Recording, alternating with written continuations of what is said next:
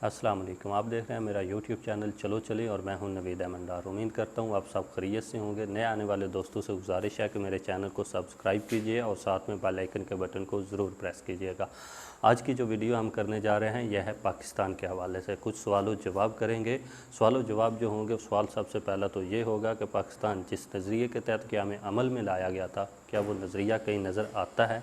और पाकिस्तान के सियासतदानों की जानिब से लगाए जाने वाले जो नारे हैं, क्या ये नारे भी कहीं हकीकत नज़र आते हैं या सिर्फ ये सियासी नारे ही होते हैं?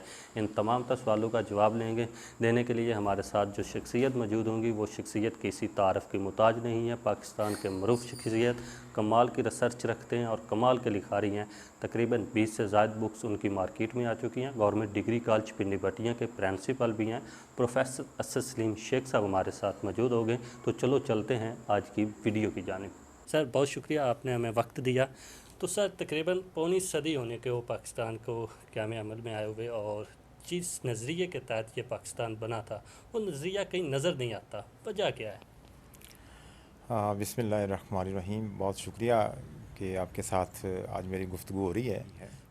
आपके इस सवाल का जवाब मैं देने से पहले ये बताना चाहता हूँ कि अगर हम ये समझें कि 75 साल गुज़रने के बावजूद हमें वो कुछ नहीं मिला जो हमारे बुज़ुर्गों ने ख्वाब देखे थे, या जो कायद का ख्वाब था, या जो नज़रिया था। इसमें कोई शक नहीं है कि आज की नौजवान नस्ल ऐसे ही सोचती है और ऐसे ही नतीजा निकालती है। लेकिन अगर मैं आपको गिनवाना शुरू करूं तो ऐसी बात भी नहीं है। हमें मायूस नहीं होना चाहिए। हमने पाक बहसीत कौम, बहसीत वतन, हमने बहुत सारे शोबों के अंदर तरक्की भी की है। तो उनको अगर गिनवाना शुरू किया जाए तो उनकी तादाद भी शायद कम हो। लेकिन उन तमाम तरक्कियों और खुशहाली जो हमने हासिल की, उसके बावजूद ये कहने में फिर भी बजा तौर पर आप सच्चे होंगे कि वो शायद एक पौनी सदी गुज़र गई है तो वो चीज़ें, वो मंज़िल हमें नहीं मिली। इसकी कई वजूहात हैं। वजूहात में तज़किरा किया जाए तो बुनियादी तौर पर ज़ाहिर है किसी भी कौम को तरक्की दिलवाने में सबसे अहम किरदार उस कौम की लीडरशिप होती है। कायद-ए-आज़म मोहम्मद अली जिन्नाह की रेलत के बाद बदकिस्मती के साथ हम देखें तो वो लीडरशिप नहीं मिल सकी जो इस मुल्क को आगे ले जा सकती थी या संभाल सकती थी। और अगर मिली भी तो वो पॉलिटिकल लीडरशिप अगर थी भी तो बहम दस्तों गिरेबान रही। फिर बदकिस्मती के साथ मुल्क के अंदर जो अब तक गुज़रा अरसा है, इसका एक बहुत बड़ा हिस्सा हमारी मार्शल लॉ के ज़ेर तहत वो गुज़रा। तो आमरीतों के दौर में भी ये जो तरक्की का अमल है, जमहूरी अमल है, वो रुकता है यकीनन। उससे फ़ायदा कम और नुकसान ज़्यादा होता है। फिर अंदरूनी मुल्क अगर हम सब की बात करें तो हम सब, मैं समझता हूँ हर शख्स इस बात का ज़िम्मेदार है कि उसने इस मुल्क को तरक्की देने में वो किरदार अदा नहीं किया। मैं अगर सवाल ये करूं कि हर शख्स अपने दिल पर हाथ रख कर ये बताए कि वो कितना एक दयानतदार है, कितने का अपने फ़राइज़ को वो सरअंजाम देता है, तो हर बात अपने लीडर्स पर, हुक्मरानों पर छोड़ देना या उसी को मतून करार देना शायद ये भी काफ़ी नहीं है। बाकी हमारे कोई इलाकाई मसाइल ऐसे रहे हैं। इंडिया हमारा शुरू से अज़ली दुश्मन के तौर पर सामने रहा। बदकिस्मती के साथ हमारा मशरक़ी और मगरबी दोनों बॉर्डर जो हैं वो हमारे लिए वो प्रॉब्लम का शिकार रहे। तो जैसे आजकल भी हालात देखते हैं, तो ये बैनुल-अक़वामी जो साज़िशें हैं, बैनुल-अक़वामी मसाइल हैं, वो भी पाकिस्तान के ख़िलाफ़ जाते रहे हैं। तो कोई एक वजह नहीं है। अगर देखा जाए तो उसमें अंदरून और बैरून ऐसे अवामल रहे हैं जिनकी वजह से शायद हम वो टारगेट हासिल नहीं कर सके जिसकी तरफ हमें जाना चाहिए था। सर मौजूदा सियासतदान जो हैं उनका एक नारा होता है कि हमारी जो सियासत है ये इबादत है, और हम अपना जो वोटर्स हैं उनकी खिदमत करते हैं। उनके इस नारे को आप कैसे देखते हैं? देखें कि जैसे कि हर शोबे में वैसे देखा जाए तो इन्हितात है। अगर कोई भी शोबा ले लिया जाए, ख़्वाह वो सरकारी शोबे हों या दूसरे गैर सरकारी शोबे हों, बुनियादी तौर पर अगर मैं ज़ाती राय कायम करूं तो एक शहरी होने के नाते से मैं ये फ़ील करता हूं कि पाकिस्तान के अंदर अगर इस वक्त कोई सबसे बड़ा बहरान है तो वो इखलाकी बहरान है। इखलाकियात के हवाले से जब हर तरफ बहरान नज़र आएगा तो उसमें सियासतदान कैसे बच सकते हैं? तो सियासतदानों के ये नारे जो है ना वो बज़ाहिर तो ऐसे ही होते हैं इबादत के हवाले से, लेकिन दर हकीकत हमें वो नारे सच्चे होते हुए नज़र नहीं आते।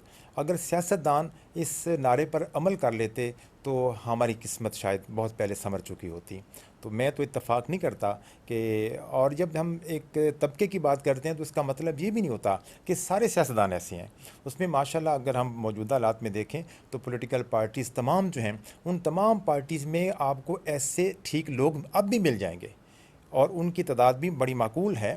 تو ایسا نہیں ہے کہ سیاستدان سارے برے ہیں، یا یہ کہنا کہ وہ ساری عبادت گزاری کے حوالے سے خدمت کرتے ہیں، تو یہ بھی مناسب بات نہیں ہے. سر تقریباً پھر وہی سوال ہے کہ پونی صدی ہونے کو ہمارے آزادی پاکستان کے بعد جو ممالک آزاد ہوئے ہیں، ان ممالک کو اگر دیکھا تو ترقی کے حوالے سے بہت آگے ہیں، لیکن پاکستان ترقی کے حوالے سے اس لحاظ سے بہت پیچھے ہے. اس کی ریزن کیا ہے؟ جی، اس پہ ظاہر ہے کہ بہت زیادہ گفتگو کی ضرورت ہے. میں نے جیسے آپ کو بتایا کہ سو مینی فیکٹرز، لیڈرشپ کا فقدان ہے، ہمارے ہاں سرمایہ کی کمی ہے، ہمارے ہاں ٹیکنیکل ایجوکیشن کی کمی ہے، ہمارے ہاں جو انٹرنیشنلی انوائرنمنٹ آپ کو ترقی کے لیے ایک سازگار ملنا چاہیے وہ نہیں مل پایا.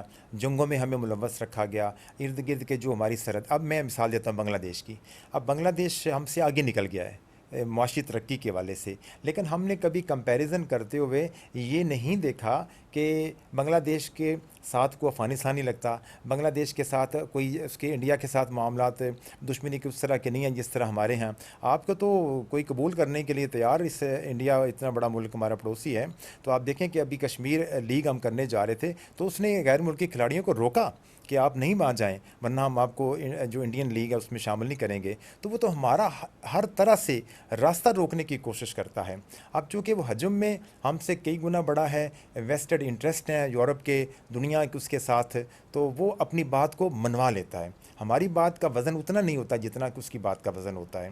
تو کئی فیکٹرز ہیں، یعنی کئی فیکٹرز ہیں اس میں، ہماری نااہلیاں، ہماری کوتاہیاں، ان ایجوکیشن، نان ٹیکنیکل ایجوکیشن کا نہ ہونا، تو یہ ساری چیزیں ہیں. پھر ایک اور ہے، ہم ترقی کا معنی اگر صرف یہ لیں کہ معاشی ترقی، تو اس کا ایک پہلو ہے، ورنہ ترقی کے کئی معیارات ہوتے ہیں. اگر ہم اوور آل ترقی کے معیارات کو دیکھیں تو میں نے جیسے پہلے کہا کہ کئی شعبوں کے اندر ہم نے ترقی کی بھی ہے، ایسا نہیں ہے کہ ہم نے ترقی نہیں کی. مثال کے طور پر میں اگر آپ کو ایگزامپل دوں، اور اس سے ایگزامپل سے ہمیں یہ بھی اندازہ ہو جانا چاہیے کہ پاکستان ایک بہت بڑی نعمت ہے، آزادی ایک بڑی نعمت ہوتی ہے.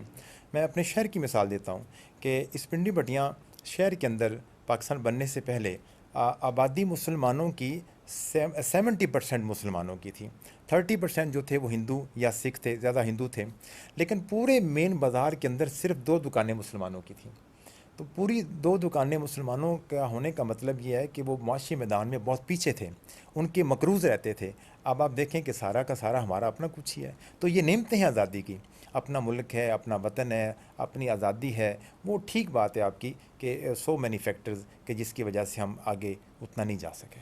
آزادی کے دن سے لے کر آج تک ان کا جو بارڈر پہ آپس میں تلچس رہتی ہے، اس کو بلا کر آپ کیا دونوں ملکوں کو پیغام دینا چاہیں گے کہ کیسے دونوں ممالک آگے بڑھ سکتے ہیں؟ دیکھیں، بات یہ ہے کہ اس میں کوئی شک نہیں ہے کہ بنیادی مسئلہ جب تک حل نہ ہو تو ممالک کے درمیان دیر پا تعلقات وہ بنانے مشکل ہوتے ہیں. اور کئی دفعہ ہم نے کوشش بھی کی کہ اس بنیادی مسئلے کو ساتھ ایک علیحدہ رکھ کر ہم تعلقات جو ہیں وہ اقتصادی ہو گئے، تجارتی ہو گئے، یا کلچرلی تعلقات ہو گئے، کھیل کود کے تعلقات ہو گئے، تو ان کو کم از کم وہ کنٹینیو کیا جائے. لیکن میں بحیثیت پاکستانی اگر محسوس کروں یا انالیٹیکل اپروچ میری اگر میں اپلائی کروں، تو بالکل یہ بات میں دعوے کے ساتھ کہتا ہوں کہ پاکستان ہمیشہ خواہاں رہا ہے کہ یہ جو مسائل ہیں بنیادی، کشمیر کا ایشو ہے، ہماری سرحدوں کا ایشو ہے، ہمارے پانی کا اس کے ساتھ ایشو ہے، سیاچین کے ایشو ہیں، ان کو مذاکرات کے ذریعے سے حل کیا جائے. اور مذاکرات کے لیے فضا کو تھوڑا سا سازگار بنایا جائے. سازگار بنانے کے لیے تھوڑا سا فرینڈلی ماحول کریٹ کیا جائے. اس کے لیے لوگوں کا آنا جانا ہو، سیر و سیاحت بھی ہو، تجارت بھی ہو. لیکن وہاں کی بدقسمتی کے ساتھ جو گورنمنٹ موجودہ ہے اس نے کچھ ایسی پالیسیز بنائیں کہ پاکستان الٹیمیٹلی مجبور ہوا کہ وہ بھی پیچھے ہٹنے پہ. تو اس لحاظ سے دونوں ملکوں کے لیے آج بھی، دونوں طرف کے عوام کے لیے بہتری کے لیے، اقتصادی ترقی کے لیے، خوشحالی کے لیے، غربت اور جہالت کو دور کرنے کے لیے، اس کے علاوہ کوئی حل نہیں ہے کہ یہ دونوں ممالک آپس میں مذاکرات کی میز پر آئیں اور اپنے مسائل کو حل کریں. سر مجھ سمیت آخری سوال ہے، مجھ سمیت آنے والی نوجوان نسل کو کیا پیغام دینا چاہیں گے آپ؟ دیکھیں، میں تو کہتا ہوں کہ ہر شخص کا بحیثیت پاکستانی فرض ہے، اور وہ آنے والی نسل چھوڑ کر ہم جیسی نسل کے لیے بھی، یہ ابھی جب تک ان کی زندگی ہے تو اس ملک کی، وطن کی خدمت کرنے کا جذبہ اس کے اندر ہونا چاہیے.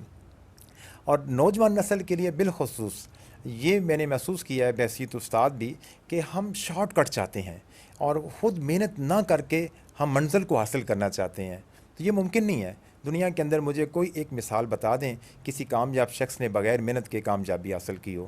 تو آپ اپنی مقصد جو پازیٹیو مقصد جس کو آپ نصب العین کہیں اور اس کو فکس کریں، اور اس کے بعد اس کے حصول کے لیے آپ محنت کریں، اور محنت کے لیے آپ کی ڈائریکشن ہونی چاہیے۔ اس ڈائریکشن میں کیا ہے؟ آپ کا خلوص، آپ کی نیت، آپ کی دیانتداری، یہ ساری چیزیں اس میں شامل کریں گے تو تب جا کر آپ اپنی فیملی، اپنے ملک کی فلاح کے لیے کچھ کردار ادا کر سکیں گے۔ تو ہاں دوستوں، امید کرتا ہوں آپ کو یہ ویڈیو پسند آئی ہوگی۔ اس ویڈیو کا فیڈ بیک مجھ سے کومنٹس باکس میں ضرور دیجیے گا۔ ملتے ہیں اگلی ویڈیو میں۔ اللہ حافظ۔